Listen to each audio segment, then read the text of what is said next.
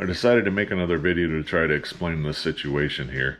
Again, when I got there Monday, when I saw things I wasn't happy with. The car appeared to be dismantled. I went in and begged any which way possible to ask if I could undo the deal.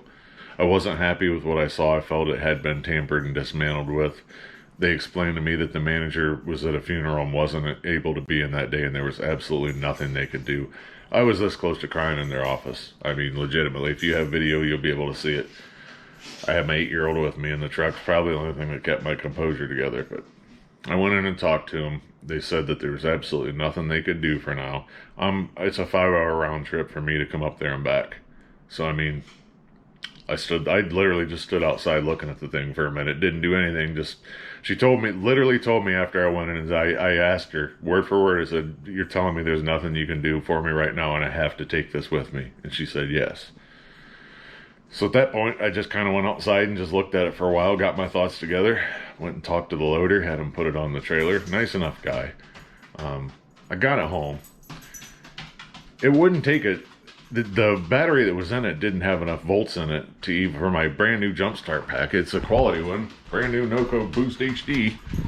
It has to have enough volts to even recognize a battery was there. I didn't have a battery put in it, so I'm done that day. The next day, and by the way, I have clips I'll be inserting in all this from my Ring cameras and everything else that confirms this timeline. I got it home, I unloaded it by myself, dragging it up the driveway with my side-by-side because I'm divorced, I live alone, and I don't have any help. I have video of that too.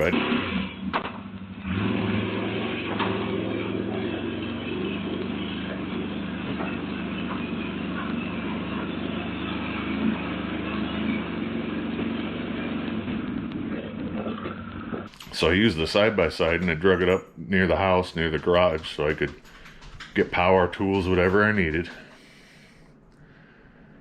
First thing Tuesday, I got on the phone and called a shop to see if there was any used batteries, because again, I don't know what I'm getting into. I'd rather spend $30 than $100, and that's what I did. Yeah, you guys sell these batteries? Need a top hose.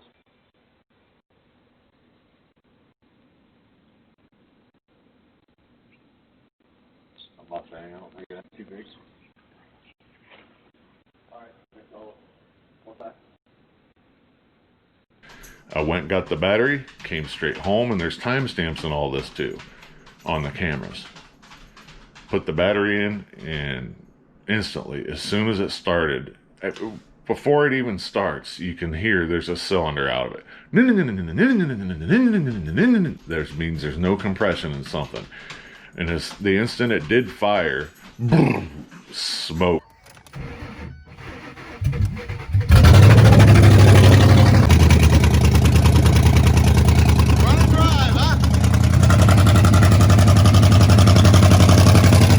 And we're not talking a little bit of smoke. We're not talking a little bit of leak. We're talking there's a hole in a piston or a ring's gone or something. 3 cylinders on that left, the driver's side bank, the left bank. 3 of them are igniting fuel and shooting it out like they're supposed to. 1 cylinder has oil coming out of it. Not a little bit, full pressure oil. I have probably 30 to 40 seconds of runtime total on this car in my driveway since I bought it, and there's at least half a quart all over my driveway, under the car. It doesn't leak, it doesn't blow out a little bit, it comes out under pressure.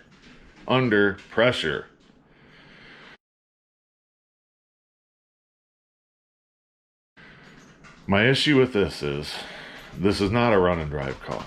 I understand your policy, and you know what? If it had a little bit of knock, if it smoked because it had a head gasket gone, that's buyer beware. I don't expect you guys to have to spend the time to diagnose everything on every junk car that comes in there, and I understand that's why your policy is what it is.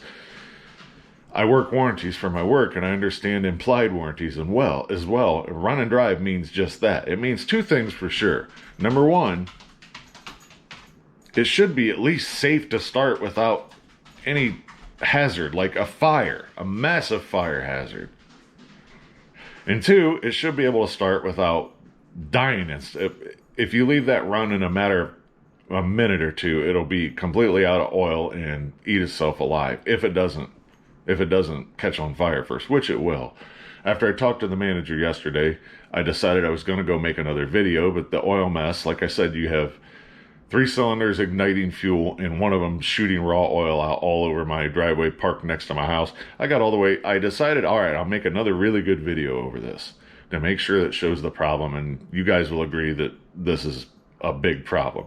I drove to Harbor Freight to go buy a fire extinguisher capable of putting out oil fires just in case. And then I realized the ridiculousness of that. There's no way I'm going to start that thing again. It's 10 feet from my house. I can't risk burning my house down. I'll be more than happy to go rent another trailer, make the 5-hour round trip to drag it right up there to the lot, and we can start it and run it there as long as you want. I'm really hoping we can work this out somehow. But anyway, I appreciate any help I can get on this.